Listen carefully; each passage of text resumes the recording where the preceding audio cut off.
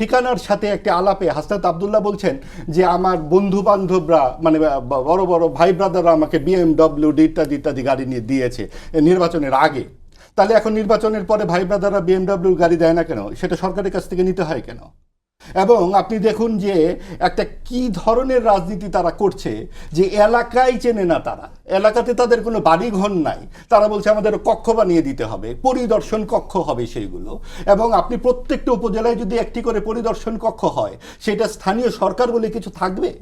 এবং আপনি দেখুন বিএনপি কিন্তু এই সুবিধাগুলো নিচ্ছে, যেহেতু অনভিজ্ঞ রাজনৈতিক দল, তারা চাইছে, যেহেতু তারা চেনে না এলাকার সব লোকজন, যেহেতু সরকার তাদেরকে বসিয়ে দিয়েছে বিরোধী দলের, এখন এলাকা চিনতে হবে, গাড়ি লাগবে এবং সেখানে কক্ষও লাগবে। সরকার কিন্তু সেটা আবার সরকার বিরোধী দলকে বসাই দিছে, সরকার অন্তর্বর্তীকালীন, আচ্ছা অন্তর্বর্তীকালীন, সেটা তাকে অবশ্যই পথ পরিষ্কার করেছে। নইলে এই এনসিপি কি করে বলে যে আমার কক্ষ লাগবে, আমি এলাকার মানুষের কাছে যাব? এলাকার মানুষের কাছেই যদি আপনি না গিয়ে থাকেন, তাহলে আপনি পাশ করলেন কি করে? আপনাকে তো এলাকার লোক থেকেই তো আপনাকে এখানে আসতে হয়েছে।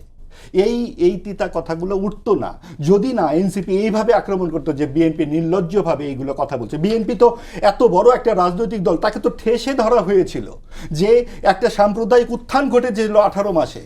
আপনার মুক্তিযুদ্ধকে যেভাবে অবমাননা করা হয়েছে, কোনো সুস্থ লোকের পক্ষে কি এগুলো মেনে নেওয়া সম্ভব? যেভাবে মুক্তিযোদ্ধাদের গলায় জুতার মালা দেওয়া হয়েছে, শিক্ষকদেরকে অপমান করা হয়েছে, মব কালচার করা হয়েছে, ভারতীয় দোসর বলা হয়েছে, আওয়ামী দোসর বলা হয়েছে। আপনি মুক্তিযুদ্ধের কথা বলবে আপনি হিন্দু, আজকে বলা হলো আওয়ামী লীগ নাকি হিন্দুদের বাড়ি ঘরে পুড়িয়েছে। আপনি চিন্তা করুন পরিস্থিতি। আর আরেক দিকে বলা হয় হিন্দু মানে আওয়ামী লীগ, এবং হিন্দুদেরকে ধরে ধরে মারা হয়। এবং এই জায়গায় আমরা সবসময় কিন্তু গণমাধ্যমের স্টেটমেন্ট চাইব। আপনি 72 থেকে 75 পর্যন্ত বলা হচ্ছে বঙ্গবন্ধু নাকি হাজার হাজার মানুষ খুন করে ফেলেছেন। আমি বারবার বিভিন্ন শোতে বলছি যে আপনারা একটু কাগজপত্রে বলেন কয়টা খুনের বর্ণনা দিতে পারবেন। রাজনৈতিক হত্যাকাণ্ড কোন সরকারের আমলে হয়নি? কিন্তু যেভাবে হাজার হাজার খুনের কথা বলা হচ্ছে, যেভাবে বলা হলো হিন্দুদের বাড়িঘর আওয়ামী লীগ পুড়িয়ে দিয়েছে, এটা কোথায় আছে?